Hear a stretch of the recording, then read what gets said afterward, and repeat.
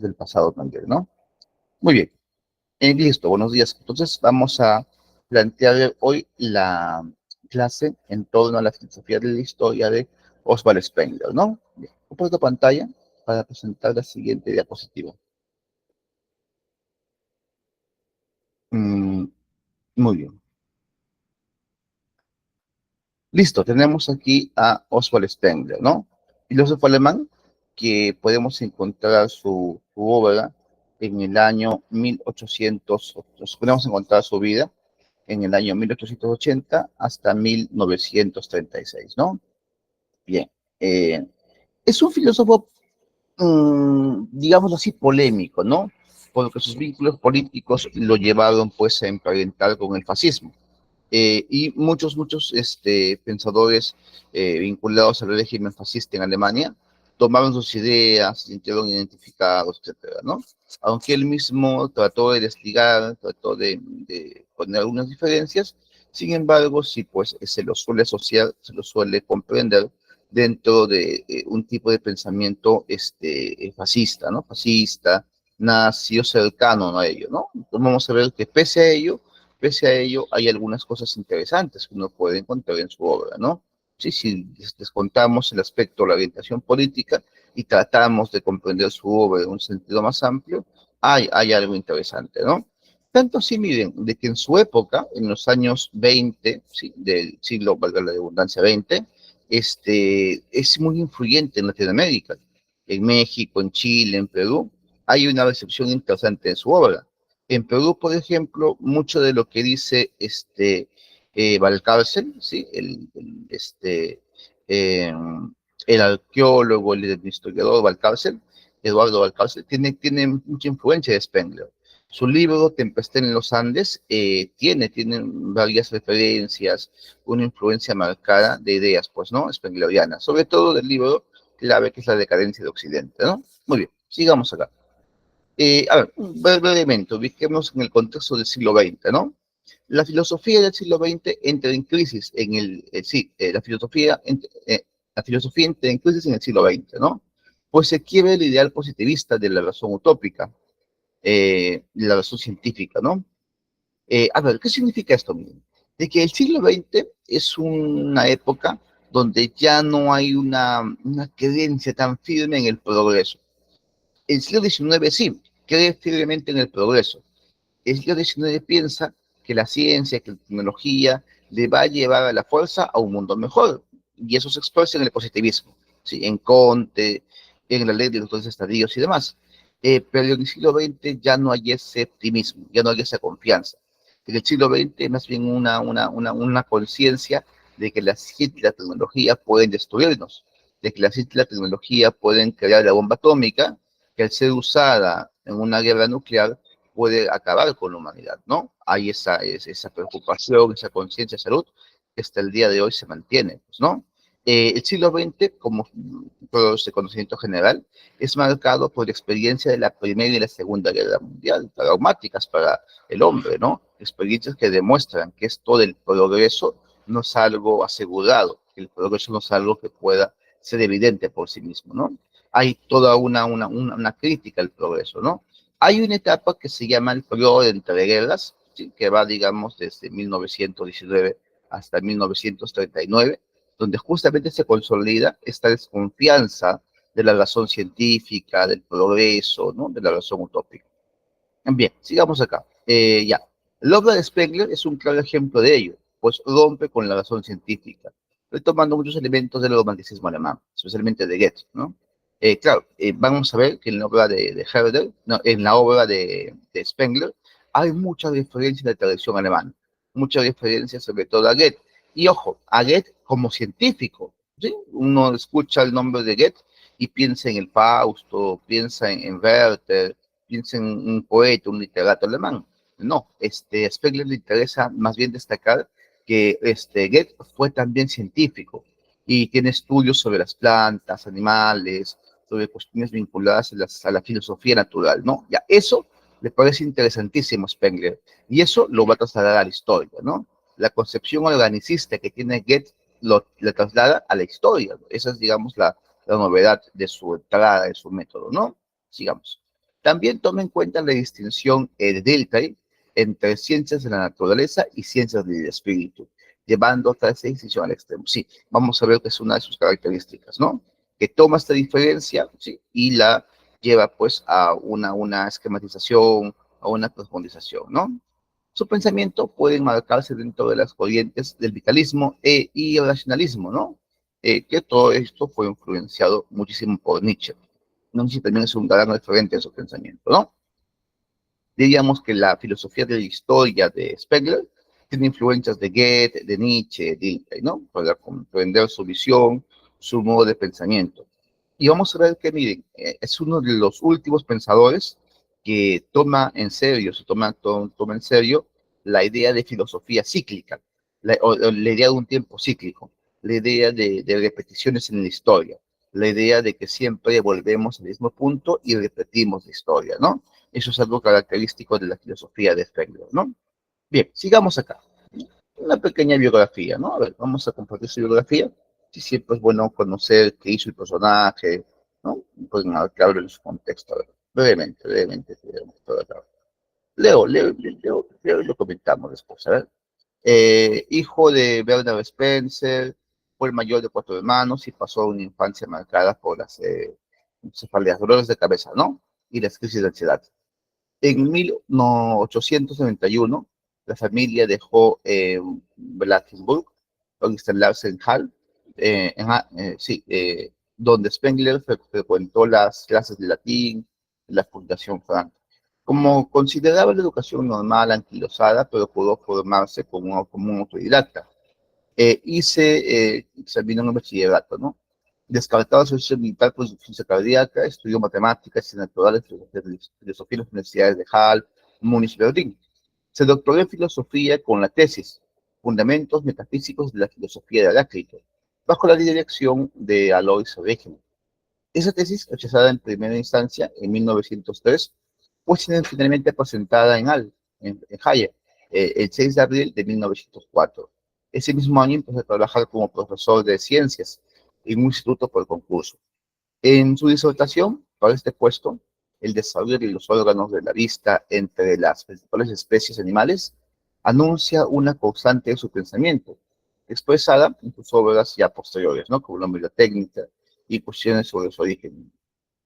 Fundamentalmente, su imaginario está marcado al margen por el crítico de la Fundación Frank de la Evolución Científica, por el darwinismo de Ernest Haeckel, el ficcionalismo de Hans Weichinger, la filosofía del como sí, y sobre todo por la crítica a la cultura ejercida por Nietzsche, reducida a las claves, reducida a las claves de decadencia y voluntad de poder, por no mencionar su veneración por obra de Goethe, que colocaría durante toda su vida en la cumbre de la cultura occidental, ¿no? Están dando cuenta aquí de las influencias que tuvo Spengler en su vida, ¿no? Nietzsche, Darwin, Haeckel, etcétera, pues, ¿no? Sí, influencias que él va a juntar para su obra, ¿no? Son todas aquellas ideas que consideraba importantes, ¿no? Eh, tras un año de seminario profesional, ejerció como profesor interino antes de obtener en 1908 una plaza de profesor titular en Hamburgo. Una pequeña herencia a la muerte de su madre permitió a Spengler retirarse de la enseñanza y establecerse a partir de 1911 en Múnich como escritor a tiempo completo. Allí colaboró con diversos periódicos mientras trabajaba en la redacción del ensayo La decadencia de Occidente, bosquejo de una morfología de la historia universal, por el que es generalmente recordado. Esta obra, sí, apareció en 2 volúmenes, ¿no? En 1918, miren, finales de la Primera Guerra Mundial, y en segunda parte en 1922, y le valió una celebridad inmediata, desencadenando debates y polémicas sin fin, tanto en medios científicos como literarios, ¿no? Fue una obra muy influyente, en su momento es una obra que pasó fronteras, ¿no? Se comentó en Europa, en Estados Unidos, en Latinoamérica, ¿no? Una obra que marcó, pues, el interés de mucha gente, ¿no? La caída de Alemania en 1918, ¿sí? Con la caída de Alemania, Spengler se vuelve un adversario declarado de la democracia y expone estas convicciones en su manifiesto Socialismo y Socialismo, ¿no? Claro, Spengler es en política, Hoy en día lo podríamos catalogar como un filósofo de derecha, conservador, ¿no? Que está del lado del autoritarismo, del Estado, de la mano dura, ¿no? Y en su contexto, él fue contra la República de Weimar. A ver, termina la Primera Guerra Mundial y Alemania va a ser gobernada por demócratas, socialdemócratas, ¿no? Que van a tratar de formar un Estado constitucional, un Estado regido, pues, ¿no? Por la democracia. Va a fracasar, ¿sí? Va a ser un Estado débil, un Estado bastante asediado, tanto por la izquierda como por la derecha, pues, ¿no? Hasta que esta República de Weimar, en 1931, me parece, un poco antes, un poco después de repente, va a terminar con el ascenso del nazismo, pues, ¿no? Muy bien, sigamos acá. Pero lo que queríamos básicamente acotar es que Spengler desde muy temprano había estado ya cuestionando, criticando, ¿no? A este Estado democrático de la República de Weimar, ¿no? Spengler llama a la dictadura a que ponga fin a la República de Weimar, ¿no? Claro, él llama a algún líder, algún ser, alguna persona que pudiese tomar el poder y pudiese cumplir objetivos, ¿no? Sí, y afronte con éxito los grandes problemas de la política interior y exterior, en especial en la era de la guerra de aniquilación, ¿no? Claro, Spengler ya preveía una Segunda Guerra Mundial, ¿no? En su libro, en sus textos, él era consciente de que esta Primera Guerra Mundial iba a continuar, ¿no? ¿Sí? Sus ideas tuvieron gran influencia en el movimiento revolucionario conservador de Alemania. Desde ese punto de vista, Hitler no le parece reunir las cualidades requeridas. La actitud de Spengler hacia los nazis fluctúa largamente antes de que rechace de todo acuerdo con la República de Weimar. Sí, esto sería bueno destacarlo, que él nunca estuvo de acuerdo con los procedimientos, los medios y la ideología de los nazis. Hubo cierta distancia al respecto, ¿no? Y también tuvo cierto desencanto, cierto desengaño con la figura de Hitler. Por el contrario, un poco lo que pude encontrar viendo su biografía es que él estaba más a favor del fascismo italiano, ¿no? Pensaba que la figura de Benito Mussolini era la que encarnaba al líder carismático, al líder que podía sintonizar con el pueblo, etcétera, pues, ¿no? Es hostilizado por los nazis, creo que pierde su cátedra como profesor, es reducido, pues, ¿no? Digamos, a una situación más bien donde tiene que aislarse, y finalmente fallece, pues, ¿no? Creo que fallece, como digo, en 1936, ¿no? Antes de estallido de la Segunda Guerra Mundial, ¿no? Su obra es, como digo, polémica, es una obra, pues, que lamentablemente está en un contexto convulsionado de crisis política, pero justamente por eso es interesante, es una obra, pues, a tener en cuenta, ¿no? Libros como La decadencia de Occidente, El hombre y la técnica, ¿no? O pues el posmodernismo y socialismo se pueden encontrar, ¿no? Están hoy en día en castellano, si son una lectura que uno podría realizar. Bien, sigamos entonces, continuemos con la presentación. Sí, estos son los libros que les comentábamos, ¿no? Sí, los que podemos encontrar hoy en día, pues, digamos, en Internet, ¿no? Escaneados en PDF, ¿no? Hoy en día ya son de acceso público, de un dominio, pues, que todos podemos ahí agenciarnos, ¿no? Eh, este es un librazo, yo recomendaría chequear este libro, ¿no? Si a uno le interesa la antropología, si uno quiere ver cuestiones antropológicas, este libro, El hombre y la técnica, presenta una visión del ser humano desde la idea de las manos, ¿no? La mano hacia el hombre, va a decir Spengler, ¿no? No el pensamiento, no las ideas.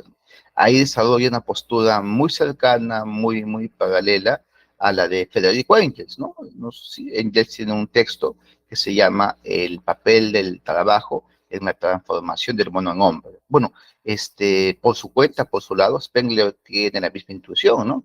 La gran diferencia es que Spengler lleva esto a un tema de lucha de culturas, a un tema de lucha de voluntades de poder, ¿no? Sí, desarrolla también una concepción de lo que es la máquina, ¿no? No, un ensayo muy interesante, muy completo, ¿no? Y si uno quisiera ver sus opiniones políticas, su forma de ver las cosas en el contexto del periodo de entreguerras, este sería el libro, ¿no?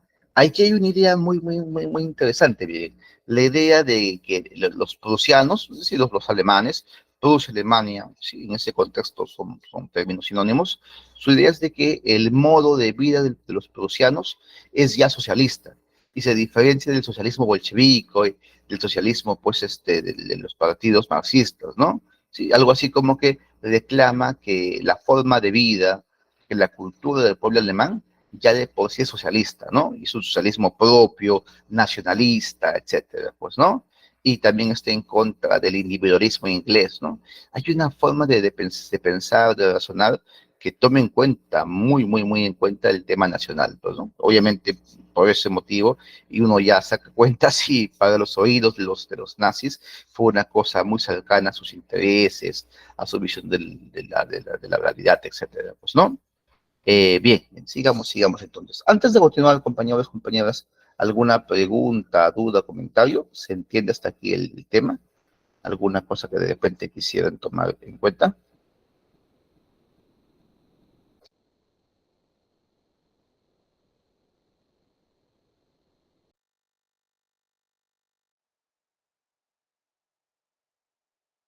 Muy bien, sigamos entonces, sigamos con la presentación.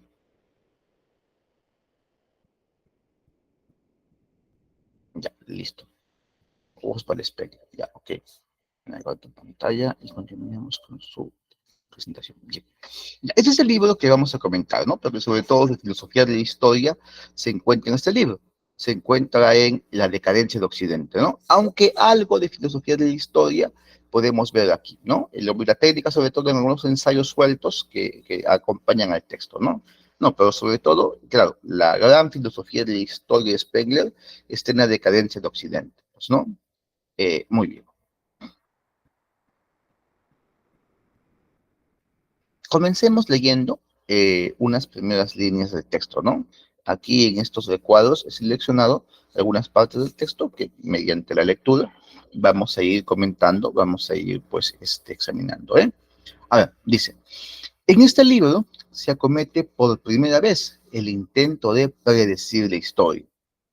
Trátese de vislumbrar el destino de una cultura, la única de la Tierra que se halla hoy camino de la plenitud, la cultura de América y de Europa. Trátese, digo, de perseguirla en aquellos estadios de desarrollo que todavía no han transcurrido. Nadie hasta ahora ha pagado mientes en la posibilidad de resolver el problema de tecnometrascendencia. Y si alguna vez fue intentada, no se conocieron bien los medios propios para tratarlo o se usó de ellos en forma eficiente. Hay una lógica de la historia, hay un más allá de los hechos singulares, que son contingentes imprevisibles, una estructura de la humanidad histórica, por así decirlo, metafísica, que así en lo esencial independiente de las manifestaciones políticas espirituales tan patentes y de todo conocidas, una estructura que es en rigor la generadora de esta otra menos profunda. No ocurre que los grandes monumentos de la historia universal se presentan siempre ante la pupila inteligente con una configuración que permite deducir ciertas conclusiones. Y si esto es así, ¿cuáles son los límites de tales deducciones?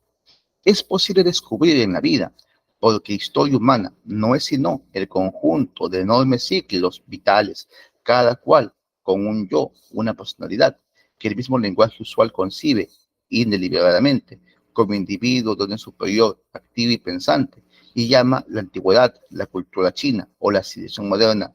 Es posible, digo, descubrir en la vida misma los estadios por que ha de pasar y un orden en ellos que no admite excepción.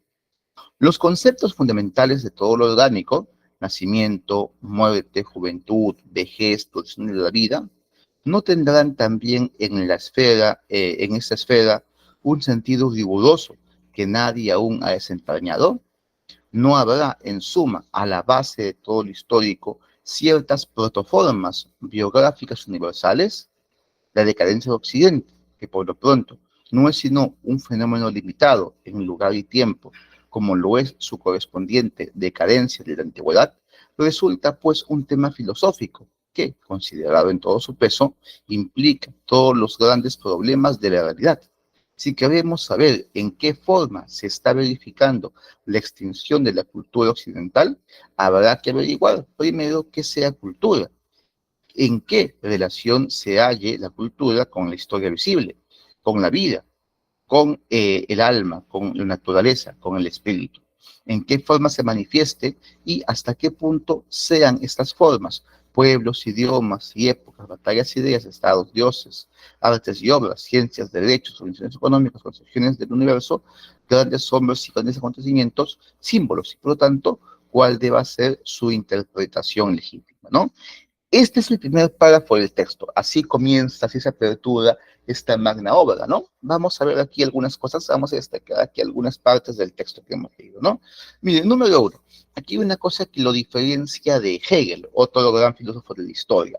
Recordemos que la filosofía de la historia de Hegel, por ejemplo, decía que no le era lícito al filósofo hacer predicciones, ¿no? Jugar a ser profeta, ¿no?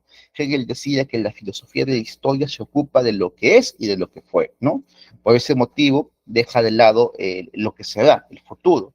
Por eso, recuerden ustedes que no habla Hegel de América, ¿no? Porque América es la tierra del futuro, ¿no? Hay un pasaje muy conocido en su obra donde América es excluida, ¿no? Claro, hay motivos que Hegel da, esboza, ¿no? Porque América está fuera de la historia, pero sobre todo, su principal argumento sería que América es la tierra del futuro, pues, ¿no? La historia va a pasar en América, ¿no? Pero en ese momento no ha pasado todavía, ¿no? Ya, en cambio no, Spengler, como vemos acá, sí, tiene una idea muy interesante, la idea de que se puede predecir qué es lo que va a pasar con la cultura occidental. La cultura occidental es una más entre un conjunto de culturas que ya han cumplido su ciclo, que ya han visto su ocaso, su decadencia, ¿no? Sí, es decir, así como cayó la cultura antigua, así como terminó la cultura, no sé, griega, romana, lo mismo le va a pasar a la cultura occidental, ¿no? Tiene esa consideración. Y eso nos lleva a la siguiente parte del texto, miren. Hay una lógica de la historia, es decir, hay un orden, una estructura que manda a que cada cultura cumpla con ciertos periodos, momentos, ¿no? Sí, piensa Spengler. Y miren, un poco su idea, la idea central del texto es que la lógica de la historia es una lógica orgánica, lo mismo que le pasa a todo ser vivo, a toda entidad natural que nace, crece, se reproduce y muere. Bueno, esa misma ley, diríamos, está presente también en la historia. Las culturas también sufren esos ciclos. Las culturas podemos verlas como organismos, ¿no? Organismos vivientes, pero no individuales, sino colectivos, más complejos, etcétera, pues, ¿no? Sí, es como si, digamos, se expandiese la idea de la planta, ¿no? Todos somos unas plantas, ¿no? Inclusive la cultura misma también sería una planta. Por ese motivo nace, crece, florece, ¿no? Y luego pues se marchita y desaparece. Ya. Esa sería la lógica, esa sería la estructura que está en la base de toda la historia, ¿no? Y esto le permite a Spengler hacer un sinfín de comparaciones, ¿no? Le permite sacar una tabla, un cuadro donde se ve justamente cómo todas las culturas importantes, grandes, todas las civilizaciones han tenido sus momentos de crecimiento, florecimiento y marchitación, pues, ¿no? Muy bien. Eso sería lo principal, ¿no? Esto es justamente lo que va a desarrollar la filosofía de la historia de Spengler, ¿no? Una visión de conjunto del proceso orgánico que le acaece, que le sucede a todas las culturas, ¿eh? Bien, sigamos viendo. A ver. Muy bien, ¿no? El tercer párrafo de su obra, ¿no? Sí, estos son los párrafos que vamos a ir leyendo, ¿no? Están seleccionados aquí. 13 dice, nuestra tarea pues se amplifica. Al principio abarcaba solo un problema particular de la civilización moderna y ahora se convierte en una filosofía enteramente nueva, la filosofía del porvenir. Si es que de nuestro suelo, metafísicamente exhausto, puede aún brotar una. Esta filosofía es la única que puede contarse, al menos entre las posibilidades que aún quedan al espíritu occidental en sus postreros estadios. Nuestra tarea se agranda hasta convertirse en la idea de una morfología de la historia universal, del universo como historia, ¿sí? En oposición a la morfología de la naturaleza, tema único hasta hoy de la filosofía, comprenderá todas las formas y movimientos del mundo en su significación última y más profunda, pero ordenándolas muy de otra manera a fin de constituir no un panorama de las cosas conocidas, sino un cuadro de la vida misma, no de lo que se ha producido, sino del producirse mismo, ¿no? Miren, a ver, todo lo que por todos es conocida, la idea de la morfología, ¿no? La morfología es la comparación entre las formas, ¿no? Por ejemplo, la morfología estudia por qué los animales tienen diferentes tipos de patas, ¿no?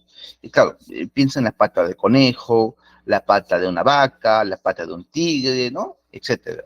La morfología ve que hay una forma similar en cada uno de los animales, pero luego hay una diferencia debido al uso, debido a la adaptación, a la circunstancia, al medio, pues, ¿no?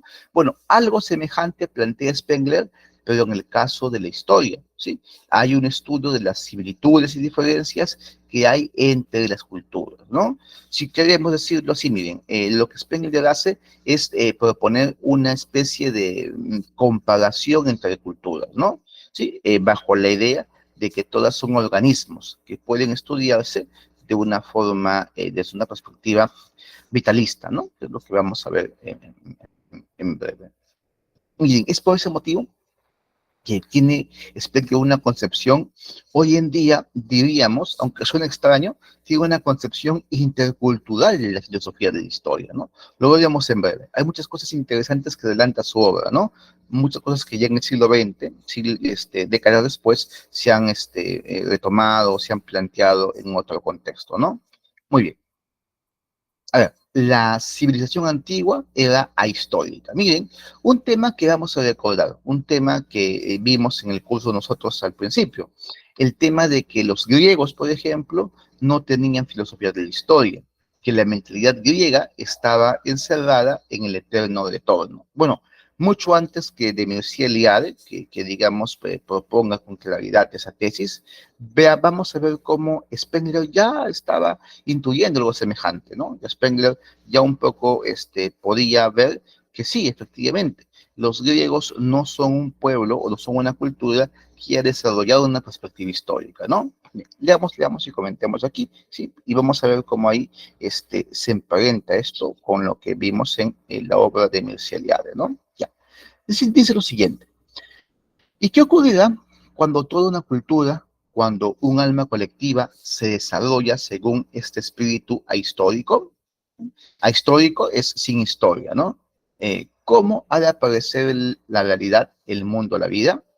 En la conciencia que los helenos, los griegos, tenían del universo todo lo vivido, no solo el propio y personal pasado, sino el pasado universal, convertíase al punto en un segundo plano intemporal, inmóvil, de forma mítica, que servía de fondo al presente momentáneo, ¿no? Claro, recordemos, para los griegos el pasado se mitificaba, el pasado se convertía en arquetipos, ¿sí? En paradigmas, ¿no? En arquetipos universales, en héroes, en monstruos, en mitos, ¿no? No había un afán de captar la historia de forma puntillosa, de recordar históricamente, no, no, eso es algo muy, muy contemporáneo, muy moderno, ¿no? Sigamos, de suerte que la historia de Alejandro Magno, aún antes de morir este rey, comenzó a fundirse por el sentir griego con la leyenda de Dionisios, y que César consideraba su descendencia de Venus como cosa, por lo menos, no absurda. Ante esto, habremos de confesar que a nosotros, hombres de Occidente, teniendo como tenemos un fuerte sentimiento de las distancias en el tiempo, nos es casi imposible revivir tales estados del alma. Claro, miren, número uno, encuentra Spengler una distancia temporal. Es decir, ya estamos en otro espíritu, ya estamos en otra época, en otro contexto, y por tanto no es tan comprensible, tan visible el mundo griego, ¿no? Tengamos en cuenta eso, que entre nosotros y el pasado hay una distancia temporal que nos plantea fuerza una tarea de comprender, de interpretar un espíritu del pasado. Más sencillo, mire, piensen ustedes lo siguiente, ¿sí? Si pensamos en los incas, por ejemplo, y su imperio, su cosmovisión, su cultura, habría que reparar que entre los incas y nosotros hay una distancia temporal, hay una diferente mentalidad, hay un distinto espíritu, diría Spengler, pues no, no es algo que se pueda comprender de suyo, es necesario plantear una investigación, diríamos una hermenéutica, para poder siquiera comprender sus ideas, su cosmovisión, ¿no? Si no, pues simplemente vamos digamos, quedarnos en lo exterior, en lo superficial de su cosmovisión, de su espíritu, ¿no? Bien, sigamos acá. Ya, no se puede, ya, nos es imposible revivir tales estados del alma, ¿no? Mas no por eso nos es lícito prescindir sin más de este hecho, como nos situamos frente al problema de la historia. Lo que para el individuo significan los diarios íntimos, las autobiografías, las confesiones, significa para el alma de la cultura entera la investigación histórica, en aquel sentido amplio que incluye todos los movimientos del análisis psicológico de los pueblos extraños y de épocas y costumbres. Claro, miren, así como un individuo tiene memoria de su vida, porque escribe su autobiografía, sus diarios, así la historia recoge la memoria de los pueblos. Si la historia viene a ser, como decía Schopenhauer, recuerdan, la autoconciencia de una cultura, ¿no? La historia viene a retener, a conservar, a tener memoria de lo que le pasa a un pueblo, ¿no? Cumple la función de ser la memoria de este individuo colectivo, ¿no? Sigamos, dice. Ya, pero la cultura antigua no tenía memoria. Claro, ya, nosotros, ¿sí? Gente del siglo XX, ¿sí? Hombres occidentales, ¿sí? Diría Spengler, nosotros, dice Spengler, sí tendríamos memoria, ¿sí? Comprensión histórica, perspectiva histórica, pero no tenían memoria histórica, no tenían concepción histórica los griegos y muchos otros pueblos, ¿no? ¿Sí? Aquí dice, pues, ¿no? Pero la cultura antigua no tenía memoria, en ese sentido específico, no tenía órgano histórico. La memoria del hombre antiguo, que al decir esto, vamos a decir, y al decir esto que vamos a decir, no hay duda que imprimimos en un alma extraña a la nuestra un concepto derivado de nuestros propios hábitos anímicos. Es una cosa muy distinta de la nuestra, porque en la conciencia del antiguo falta el pasado con perspectivas creadoras de un cierto orden. Y el presente puro, que Goethe admiraba tanto en las manifestaciones de la vida antigua, en la plástica sobre todo, llena esa vida con una plenitud que nos es por completo desconocida. Miren, eso es lo más importante para el griego, según Spengler, ¿no? ¿Qué cosa? Para el griego lo más importante es el presente, la época actual, su momento histórico, ¿no? El griego no piensa tanto en el pasado ni en el futuro, sino que se concentra en el presente, ¿no? Es un hombre que vive su momento histórico, ¿no? Sigamos. Este presente puro, cuyo símbolo supremo es la columna dórica, representa en realidad una negación del tiempo, de la dirección. Claro, al sentarse en el presente, de forma tácita, se está mostrando un desinterés por el pasado y por el futuro. Una cultura y un pueblo que se ancla en el presente, claro, puede ser muy grande, llevar a cabo muchas obras, pero deja de lado la perspectiva histórica, ¿no? Muy bien. Dice lo siguiente, ¿no? Para Herodoto y Sófocles, como para Temistocles y para un cónsul romano, el pasado se desvanece al punto en una impresión inmóvil, intemporal, de estructura polar, no periódica, que tal es el último sentido de toda mitología espiritualizada. Claro, para el hombre antiguo, el pasado se mitologiza, el pasado se mezcla con el mito y se convierte en mito, ¿no? Esa es la tendencia que hay. En cambio, para nuestro sentimiento del mundo, para nuestra íntima visión, es el pasado un organismo de siglos o milenios, dividido claramente en periodos y enderezado hacia una meta. Ahora bien, este fondo diverso es el que da a la vida, tanto la antigua como la occidental, su especialísimo color. Lo que el griego llamaba cosmos era la imagen de un universo, que no va siendo, sino que es. Por consiguiente, era el griego mismo, un hombre que nunca fue siendo, sino que siempre. Porque, claro, un poco lo que está diciendo es que el hombre griego se ancla en el presente, ¿no? Vive en este eterno presente, ¿no? Recuerden ustedes, si no, a Parménides, ¿sí? Que hablaba del ser como algo eterno, ¿no? Como algo constante, ¿no? Bueno, ese sería el hombre antiguo, pero el hombre moderno, el hombre occidental, no, pues, ¿no? Es consciente del devenir, del paso del tiempo, de la transitoriedad de la existencia, ¿no? Eso sería eso para Spengler, algo que hay que considerar de entrada, ¿no? Que la conciencia histórica, ¿sí? Es un tema que van a trabajar otros filósofos también, Gadamer, Heidegger, ¿no? Un sinfín de filósofos, pero la conciencia histórica es un logro moderno, es un logro occidental, es un logro contemporáneo, ¿no? Los pueblos del pasado, diríamos, no han tenido, no necesitaron tampoco conciencia histórica, ¿no? ¿Qué es conciencia histórica? Como su nombre lo indica, un saber que el tiempo ha pasado, un saber que vivimos en una época particular y que es solamente una época entre muchas que tiene la historia, ¿sí? Bien, sigamos acá. Ya. Miren, vamos a ver ahora cómo presenta Spengler a la cultura occidental y su conciencia histórica, ¿no? Su característica es de que es una cultura que tiene pleno dominio de la dimensión histórica, digamos, ¿no? Bien. Sí, la cultura occidental, pues, es la que Spengler identifica eh, en Europa después de la caída del Imperio Romano, ¿no? Todo aquel proceso de pueblos bárbaros que luego se consolidan como reinos, bueno, de ahí parte la cultura occidental, ¿no? Marcada por el cristianismo, marcada luego por el capitalismo, etcétera, ¿no? Bien, veamos acá. Mire, esto es bien interesante porque tiene que ver también en el fondo con el tema del tiempo, con una filosofía del tiempo que está ahí en la base de la filosofía de la historia, ¿no? Bien ustedes. Dice, en los pueblos occidentales fueron los alemanes los inventores del reloj mecánico, símbolo terrible del tiempo raudo, cuyos latidos, resonando noche y día en las innumerables torres de Europa, son acaso la expresión más formidable que ha podido hallar el sentido histórico del universo. Nada de eso vemos en los campos y las ciudades antiguas, que no tenían tiempo. Hasta Pendes, la hora del día, se estimaba en la longitud de la sombra. Solo desde Aristóteles tiene la palabra la significación babilónica de ahora. Antes de esta época no había una división exacta del tiempo diurno. Los relojes de agua y de sol fueron descubiertos en Babilonia y Egipto. El primero que introdujo en Atenas la clepsidra fue Platón. Más tarde, adaptáronsela también los relojes de sol, pero como simples herramientas para fines rituales, sí que variase en lo más mínimo el sentimiento antiguo de la vida.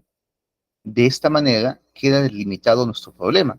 Nosotros, hombres de cultura europea occidental, con nuestro sentido histórico, somos la excepción y no la regla. La historia universal es muestra, es nuestra imagen del mundo, no la imagen de la humanidad. El indio y el antiguo no se representaban el mundo en su devenir, y cuando se extinguía la civilización occidental, o se extinga la civilización occidental, ¿acaso no vuelve a existir otra cultura? Y por lo tanto, otro tipo humano para quien la historia universal es una forma tan energética de la conciencia vigilante, ¿no? Expliquemos esto, miren. Miren, lo que va a caracterizar a la cultura occidental es que tiene un manejo del tiempo, una relación con el tiempo muy diferente a otras culturas, ¿no? Miren, aquí podemos ver que hay como una especie de parecido entre pueblos muy lejanos, ¿no? Ese es un reloj de sol, ¿sí? De repente de Medio Oriente, antiguo. Este es Stonehenge, ¿sí? Un monumento, unas construcciones que están en Inglaterra, y ese es el Intihuatana de Machu Picchu, pues, ¿no? ¿Qué tienen en común? ¿Qué es lo que les emparenta? En que en todas estas construcciones hay una idea, ¿sí? De que el tiempo se comprende bajo cierta, o sea, el tiempo lo que hace es marcar ciertas partes del día y del año, ¿no? Es un tiempo, miren, cualitativo. Es un tiempo que indica momentos de poder, momentos de debilidad, ¿no? Es un tiempo que indica cierta fuerza energética de la naturaleza, ¿no? Es un tiempo vinculado con el ritual, con el mito, es un tiempo pues todavía muy ligado a la concepción mitológica de la realidad, ¿no? Ya, ¿esto qué cosa quiere decir también? De que los antiguos no cuantificaban el tiempo, ¿sí? No hablaban como hoy día nosotros hablamos de la una, las dos, las tres, no, en la antigüedad no, hablaban de la mañana, hablaban de la tarde, hablaban de la noche. Miren, por tanto, las actividades, por ejemplo, el trabajo, no se contaban horas, se contaba en faenas. Trabajar una faena, ¿no? Trabajar, no sé, un momento del día. Miren, ¿cuándo entonces comienza a haber una cuantificación del tiempo?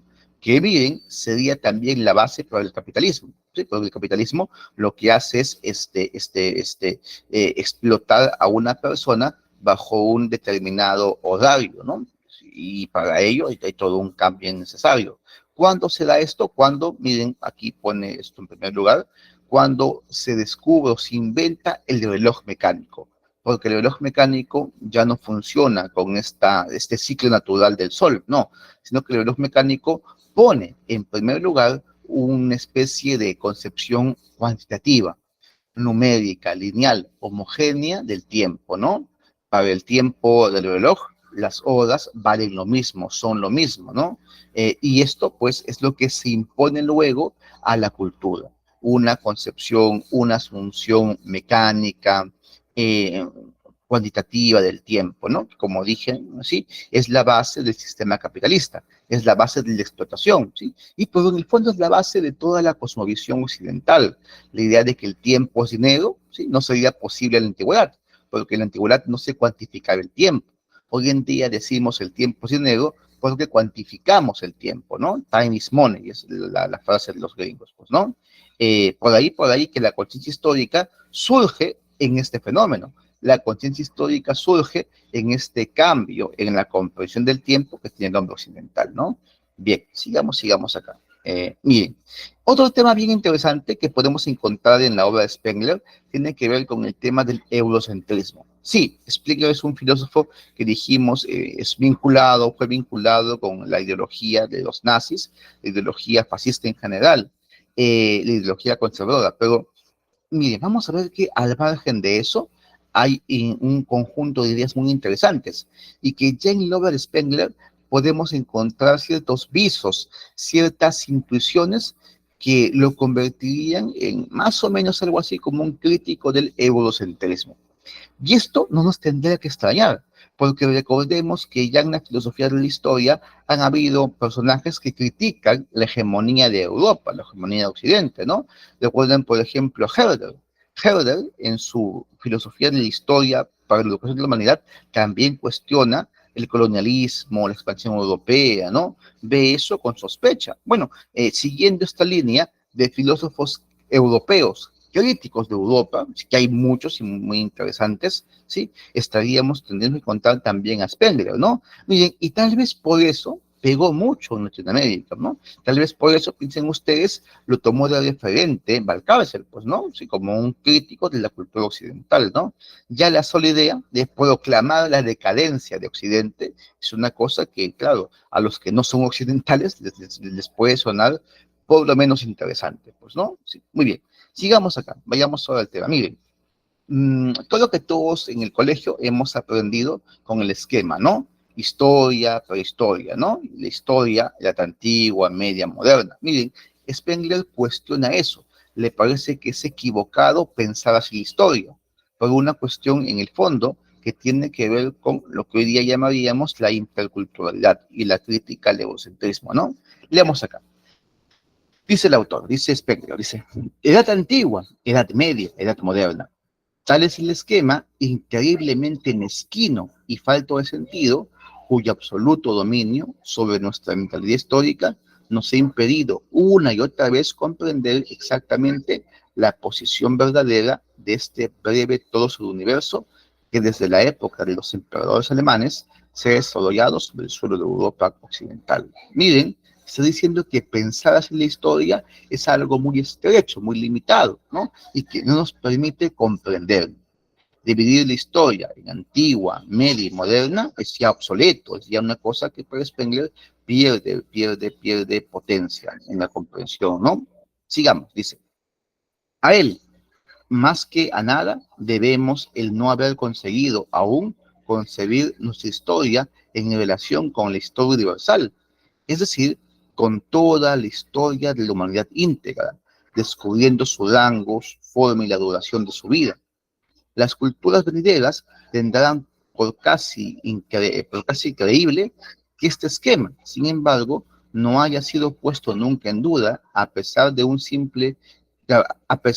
su simple curso rectilíneo y sus absurdas proporciones, a pesar de que el siglo en siglo, se vaya haciendo más insensato y de que se opone a una incorporación natural de los nuevos territorios traídos a la luz de nuestra conciencia histórica.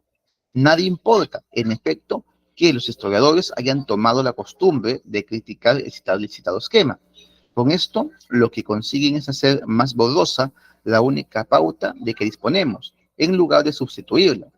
Por mucho que se hable de Edad Media griega y Antigüedad germánica, no se llegará a establecer y preciso, un cuadro claro y preciso de la historia, en el que China y México, el imperio de Axum o el de los Sansánidas, encuentran su lugar orgánico. Trasladar el comienzo de la Edad Moderna hasta las posadas del Renacimiento y de aquí al principio del siglo XIX es un recurso que demuestra tan solo que el esquema mismo se ha considerado inamovible, ¿no? Bien, está criticando que los historiadores europeos hayan considerado este esquema como absoluto, que lo hayan tomado como algo evidente, cierto, ¿no? Y más bien es una cosa problemática porque de entrada muestra una visión del tiempo como algo lineal, como algo unidireccional.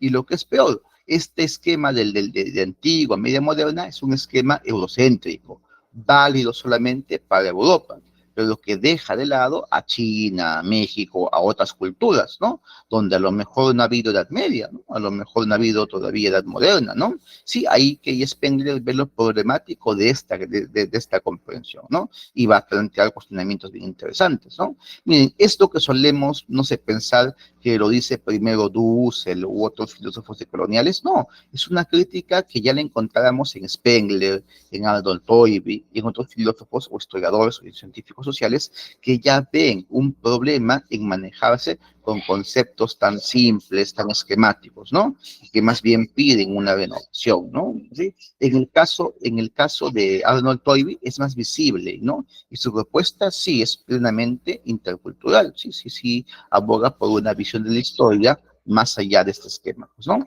Sigamos viendo, Spengler sigue hablando sobre el tema, miren, dice lo siguiente, permítanme acá, ya, un segundito, ya, listo, dice acá, no solo, ¿sí?, reduce la extensión de la historia, el esquema que funcionamos, ¿no?, sino, lo que es peor aún, empequeñece la escena histórica. El territorio de la Europa occidental constituye, así como un polimóvil, o hablando en términos matemáticos, un punto particular de una superficie esférica. No se sabe por qué, a no ser porque nosotros, los constructores de esta imagen histórica, nos sentimos aquí, en nuestra propia casa. Alrededor de este polo giran, con singular modestia, milenios de potentísima historia y enormes culturas acampadas en remotas lontananzas.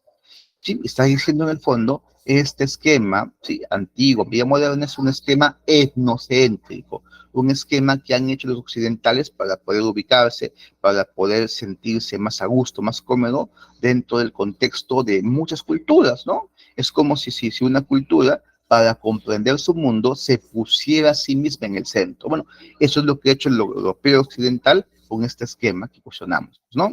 Dice lo siguiente. Es un sistema planetario de invención muy particular. Elígese una pareja, elígese un paraje único como un punto central de un sistema histórico. He aquí el Sol, donde los acontecimientos históricos reciben la mejor luz. Desde este lugar se formará la perspectiva que va a servir para evaluar la significación e importancia de un suceso. Pero para quien habla es en rigor la vanidad. Miren, para Spengler, este esquema entonces es muestra de la vanidad del hombre occidental, de que el hombre occidental se cree nada más el centro de la historia, ¿no? Pero es una creencia gratuita, ¿no? Vanidad, por ningún escepticismo contenida, el occidental, en cuyo espíritu se va desenvolviendo ese fantasma de la historia universal. Claro, ¿sí? Hasta el momento, diríamos, ¿sí? La historia universal no ha sido más que una historia inocente, que una historia contada para que Occidente quede como la cultura superior más importante, ¿no? Ahí podemos pensar en Hegel, que Hegel es el mayor artífice, el mayor constructor de esta historia universal, ¿no? Que es una visión etnocéntrica de Occidente desplegada por todas las culturas, ¿no? Pero miren, aquí Spengler lo está criticando, ¿no? Y está haciendo esta crítica que uno diría de colonial. No, no, ya y Spengler, un filósofo, pues nada de colonial, diríamos, observa ya eso, ¿no? Dice lo siguiente, a ella se debe la enorme ilusión óptica, desde hace tiempo ya transformada en costumbre, que reduce la materia histórica de los milenios lejanos, por ejemplo, el antiguo Egipto y la China, al tamaño de una miniatura, mientras que los vecinos más próximos, desde el útero y principalmente Napoleón, se agrandan como un gigantesco fantasma. Claro, con esta concepción deformamos el valor y la significación de los periodos históricos, ¿no? Pensamos que es más importante lo que está más cercano al presente y es menos importante lo que está más lejano, ¿no? Ya, eso es una perspectiva limitada, una perspectiva que no se puede tomar en cuenta para hacer historia, pues, ¿no? Muy bien, dice lo siguiente. Sabemos muy bien que si una nube que va muy alta camina más despacio que una baja, es esto mera apariencia, y que si vemos al tren arrastrarse lentamente por la lejanía, es eso también un engaño de la visión. Y sin embargo, creemos que el ritmo de la remota historia india, babilónica, egipcia, era realmente más lento que el de nuestro pasado próximo. Claro, la idea es que cada época histórica tendría su propio valor, su propia concepción del tiempo, ¿no? Su propia dirección del tiempo, ¿no? Y encontramos más tenue su sustancia, más borrosa y más estirada sus formas, por lo que no hemos aprendido a calcular la distancia exterior e interior, ¿no? Muy bien, compañeros. Permítanme, por favor, una pequeña pausa, por favor, una pequeña pausa antes de continuar, ¿sí? Si hubiera alguna pregunta, duda, la van pensando y luego la formulan, ¿sí? Permítanme un momentito.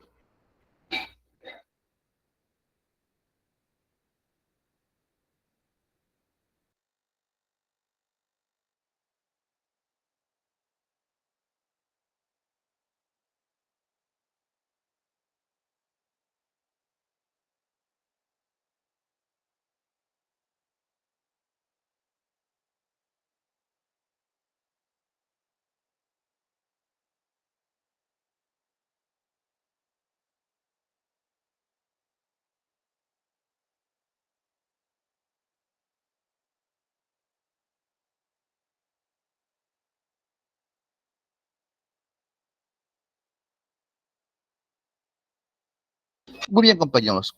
¿Alguna pregunta, duda, comentario? ¿Algo que de repente les llame la atención de este filósofo de la historia, Oswald Spengler? ¿Alguna interrogante de repente? Bien, sigamos aquí, ¿no? Ya, pasemos a la siguiente parte. A ver, ya, miren, y entonces miren, sorprendente, ¿no? A mí sí me pareció muy interesante que y encontremos en Spengler una crítica al eurocentrismo en la historia, ¿no? Una crítica a la concepción, al menos esta concepción antigua, media, moderna, ¿no? Y que más bien se declare que esto es algo etnocéntrico, ¿no? Y que es una ilusión propia de la cultura occidental, ¿no? Y aquí un párrafo más acerca del tema, miren, que es lo que dice Spengler sobre esta ilusión, ¿no? Dice lo siguiente, ¿sí? Sigamos leyendo acá. Dice, para la cultura del Occidente se comprende que la existencia de Atenas, Florencia, París, sea más importante que la existencia de Loyang o Pataliputra. Pero es lícito fundar sobre tales valoraciones un esquema de historia universal. Claro, ese es el problema. No se puede hablar de historia universal si solamente se privilegia la historia de un puñado de culturas.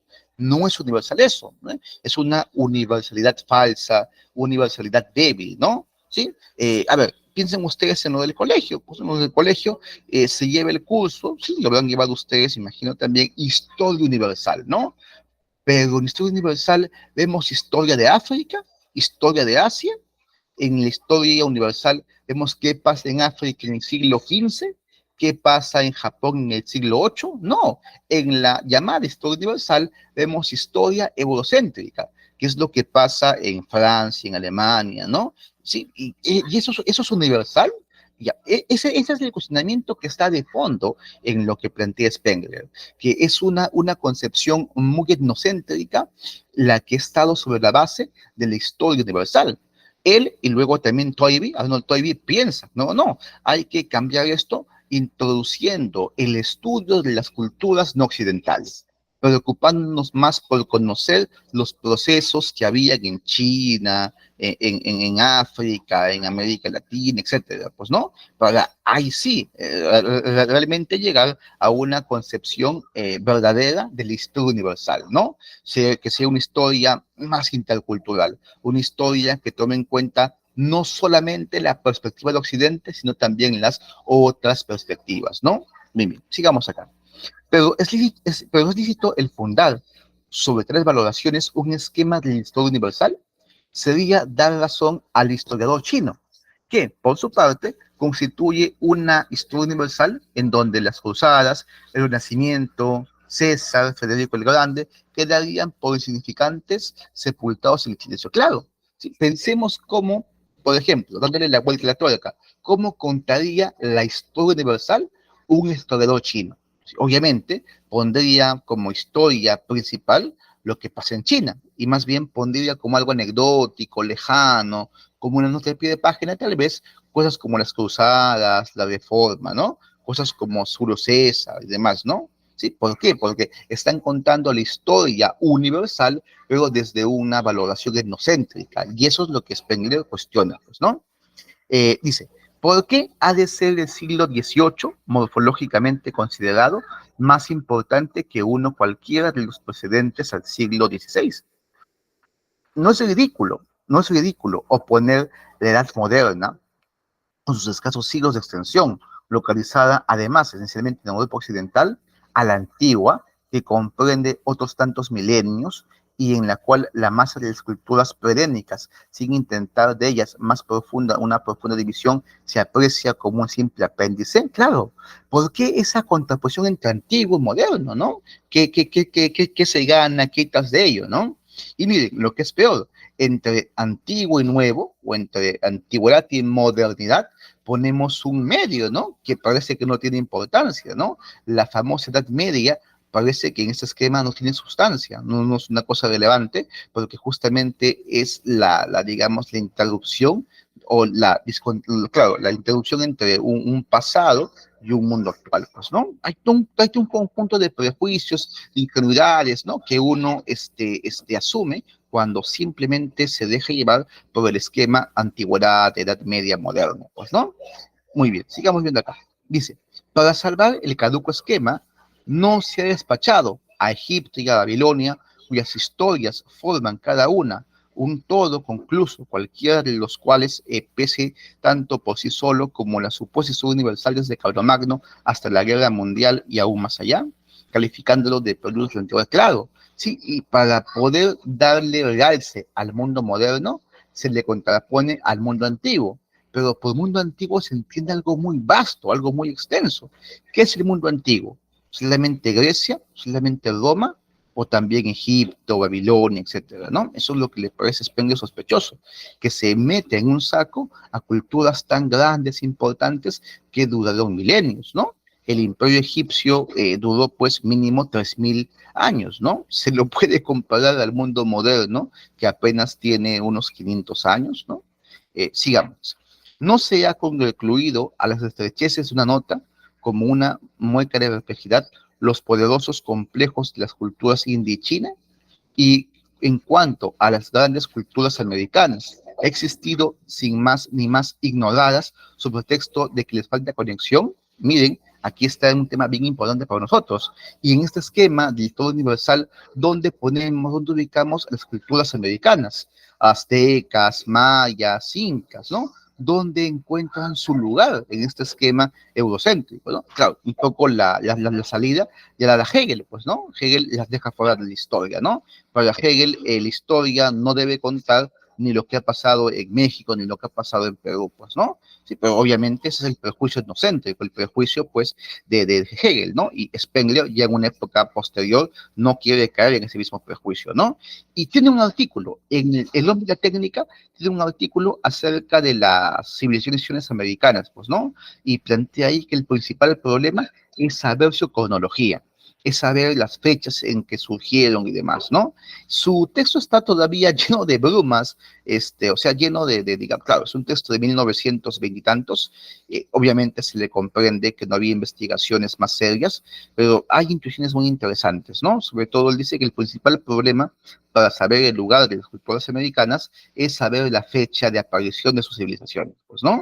Creo que Spengler quedaría gratamente sorprendido si hoy en día supiera que la civilización andina, por ejemplo, es tan antigua como la egipcia, que el origen de la civilización andina se remonta a Caral, pues, ¿no? A 3000 años antes de Cristo, y que eso supone a su vez un proceso más largo, pues, ¿no? Sí, muy bien. Sigamos acá. A ver, permítame aquí. Ya. Sí, y para terminar con el tema de la crítica al eurocentrismo, ¿no? La crítica al esquema lineal de la historia, ¿no? Dice, este esquema, sí, el esquema media, no, antigua, media, moderna, sí, el esquema lineal, eurocéntrico, este esquema tan corriente en Europa occidental hace girar las grandes culturas en torno nuestro, como si fuéramos el centro de todo el proceso universal. Claro, un etnocentrismo que, miren, en breve lo compara a este esquema tolemaico, ¿no? ¿Recuerdan el esquema geocéntrico? El esquema que decía que la Tierra era el centro del universo. Bueno, en historia parece que se sigue todavía pensando así, sigue pensando en que el centro es la cultura occidental, ¿no? Dice, yo le llamo sistema tolemaico de la historia y considero considero como el descubrimiento copernicano en el terreno de la historia el nuevo sistema que este libro propone. Sistema claro, un poco Spengler diría, no, hay que pasar a una concepción copernicana en la historia, ¿no? De centrar la cultura occidental, ponerla como una cultura más y encontrar un nuevo centro, encontrar un nuevo punto para entender las cosas, ¿no? Yo considero como el descubrimiento copernicano en el terreno de la historia el nuevo sistema que este libro propone, sistema en el cual la antigüedad y el occidental aparecen junto a la India, Babilonia, China, Egipto, la cultura árabe y la cultura mexicana, sin adoptar en modo alguno una posición privilegiada. Miren qué contemporáneo esto, ¿no? Qué actual esto, ¿no? Spengler está pensando en que debe hacerse una comparación horizontal entre las culturas, ponerse a las culturas en un mismo nivel. Ninguna es superior, mejor, inferior, no, sino que todos son desarrollos, todas son civilizaciones que han alcanzado un mismo grado, un mismo, si queremos, valor en su evolución histórica, ¿no? ¿Sí? En un mismo horizonte, poner las culturas. Esto es algo que también va a trabajar Arnold Toynbee, ¿no? Arnold Toynbee también va a tomar esa idea, la idea de civilizaciones o culturas que pueden considerarse de este modo comparativo, pues, ¿no? Sigamos. Todas estas culturas son manifestaciones y expresiones cambiantes de una vida que reposa en el centro. Todas son orbes, ¿no? Mundos, ¿no? Distintos en el devenir universal, que pesan tanto como Grecia en la imagen total de la historia y la superan con mucho en la grandeza de concepciones y en potencia ascensional. Miren, como les decía, esto es bien interesante, ¿no? Una cosa que suena muy decolonial, muy crítica de la cultura occidental, pues, ¿no? Claro, lamentablemente uno se pierde de esto si piensa que Spengler, pues, es un filósofo egocéntrico más, ¿no? Sí, algunas cosas sí, en algunas cosas sí lo es, ¿no? Pero bueno, en otras no. En otras más bien tiene una lucidez bastante interesante para criticar a la propia cultura occidental, ¿sí? Como les decía, no por gusto, parece que Spengler indirectamente desarrolla, ¿no? Parece que Spengler indirectamente da lugar al indigenismo, ¿no? Recordemos la conexión entre Spengler y Valcárcel, ¿no? Una conexión que a lo mejor podría revisarse, ¿no? Bien, veamos ahora el paradigma organicista, ¿no? Su visión de la naturaleza cómo esto es el fundamento, es la estructura que pone en la base de la comprensión de las culturas, ¿no? A ver, ¿sí? Aquí algunos esquemas, ¿sí? Y eso es lo que hay que tener en cuenta, ¿sí? Ahora lo leemos, pero eso es lo que hay que tener en cuenta, vean ustedes, miren. Que todo ser vivo pasa por estos tres momentos y que inclusive las culturas también deberían entenderse como seres vivos, también deberían entenderse como organismos que nacen, crecen, florecen y se marchitan. Esta sería una especie de ley universal, ley de la vida, ¿no? Una ley que está en todos. Y esto le va a llevar a Spengler a hacer pues la comparación morfológica entre culturas, pueblos, ¿no? Para un poco abreviar todo su sistema, hace una especie de cuadros, de tablas, donde se puede ver claramente esto, ¿no? Y vamos a ver que esta idea de la comparación entre culturas como si fuesen seres vivos, lo toma de Goethe, ¿no? Goethe, como dijimos, también se interesó mucho por la naturaleza, por las plantas, animales, pues, ¿no? Leamos acá. Dice, es bien sabido que todo organismo tiene su ritmo, digamos, ciclo de movimientos, ¿no? Su ritmo, su figura, su duración determinada. Igual sucede a todas las manifestaciones de su vida. Nadie supondrá que un roble centenario se halla ahora a punto de comenzar su evolución. Nadie creerá que un gusano al que se ve crecer todos los días vaya a seguir siendo así un par de años más. Todo el mundo, en tales casos, posee con absoluta certeza el sentimiento de un límite, que es idéntico al sentimiento de las formas orgánicas. Pero cuando se trata de la historia de las grandes formas humanas, domina un optimismo ilimitadamente trivial respecto al futuro. Entonces, enmudece toda experiencia histórica y orgánica, y cada cual acierta a descubrir en el presente cualquiera que sean los síntomas o iniciaciones de un magnífico progreso lineal, no porque lo demuestre la ciencia, sino porque así lo desea él. Entonces se cuenta con posibilidades ilimitadas, nunca como término natural, y partiendo de la situación del momento se bosqueja una ingenua construcción de lo que ha de seguir. Claro, es la crítica al esquema lineal, pues, ¿no? Más bien es un deseo, más bien es una creencia, pensar de que la historia, que la cultura evoluciona de forma lineal. No, lo que es la, digamos, el proceso cíclico, la repetición de estructuras, de formas, ¿no? Esto que pasa en la naturaleza también pasa en la historia, ¿no? Aunque, ojo, no se crea que Spengler es un naturalista, no, su postura está muy arraigada en el historicismo, ¿no? Más bien Spengler dice que más bien la naturaleza es también una construcción histórica, ¿no? Es lo que llega a decir también, ¿no? Bien, sigamos leyendo. Permítanme mover esto para poder leer el párrafo íntegramente, ¿no? Dice lo siguiente, dice, en lugar de la monótona imagen de una historia universal en línea recta, que solo se mantiene porque cerramos los ojos ante el número abrumador de los hechos, veo yo el fenómeno de múltiples culturas poderosas que florecen con vigor cósmico en el seno de una tierra madre, a la que cada una de ellas está unida por todo el curso de su existencia. Cada una de estas culturas imprime a su materia que el hombre, que es el hombre, su forma propia. Cada una tiene su propia idea, sus propias pasiones, su propia vida, su querer, su sentir, su morir propios. Hay aquí colores, luces, movimientos que ninguna contemplación intelectual ha descubierto aún. Hay culturas, pueblos, idiomas, verdades, dioses, paisajes que son jóvenes y florecientes, otros que ya son viejos y decadentes. Como hay robles, tallos, ramas, hojas, flores que son viejos y otros que son jóvenes. Pero no hay humanidad vieja. Cada cultura posee sus propias posibilidades de expresión, que germinan, maduran, se marchitan y no reviven jamás. Hay muchas plásticas, muchas muy diferentes, muchas pinturas, muchas matemáticas, muchas físicas. Cada una de ellas es, en su profunda esencia, totalmente distinta de las demás. Cada una tiene su duración ilimitada. Cada una está encerrada en sí misma. Como cada especie vegetal tiene sus propias flores y sus propios frutos, su tipo de crecimiento y de decadencia. Esas culturas, seres vivos de orden superior, crecen en una sublime ausencia de todo fin y propósito, como flores en el campo. Pertenecen, cual plantas y animales, a la naturaleza viviente de Goethe, no la naturaleza muerta de Newton. Yo veo en historia universal la imagen de una eterna formación y deformación, de un maravilloso advenimiento y perecimiento de formas orgánicas. El historiador de oficio, en cambio, concibe la historia a la manera, a la manera de una tenia que incansablemente va añadiendo época tras época, ¿no? Muy bien. Interesante pasaje. Como ustedes ven, es la transposición, ¿no? De lo orgánico, de la complejidad del esquema, de lo orgánico, a la historia, ¿no? Así como en la naturaleza encontramos un ciclo vital, también vamos a encontrar en la historia un ciclo vital, ¿no?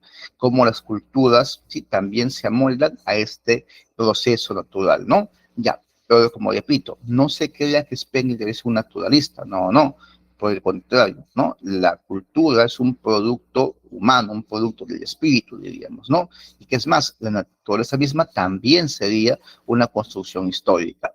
Pero miren, algo que hay que anotar es que parece, uno podría leer esto y podría pensar que está cayendo Spengler en el relativismo cultural, porque está pensando que cada cultura crea su propio mundo, sus propias valores, sus propias creencias, sus propios criterios, ¿no? Sí, sí, sí, hay eso, hay eso. Cada cultura es un mundo propio, cada cultura es autosuficiente, se cierra en sí misma, sí, pero digamos, a ver, la Biblia también un aspecto universal, ¿sí? Las culturas, si bien es cierto, son diversas, diferentes, ¿no? Lo común a todos los pueblos es justamente este esquema o este proceso cíclico, ¿no? Esta naturaleza orgánica que digamos, le sucede el nacer, florecer, marchitarse, ¿no? Ese sería lo universal, ¿no? Lo universal que podemos encontrar en medio de tanta diversidad, de tanta pluralidad que las culturas, los pueblos desarrollan, pues, ¿no? Bien, compañeros y compañeras. A ver, dejamos aquí la presentación de Spengler. Vamos a continuar la siguiente clase, ¿no? Más bien, me gustaría aprovechar el tiempo para recordarles la actividad final del curso, ¿no? Para el curso, chicos y chicas, y aprovechando que estamos aquí de mayoría, he planteado la actividad del contrafáctico, ¿no? Si ustedes han ingresado ya al Classroom, van a encontrar lo siguiente, ¿no?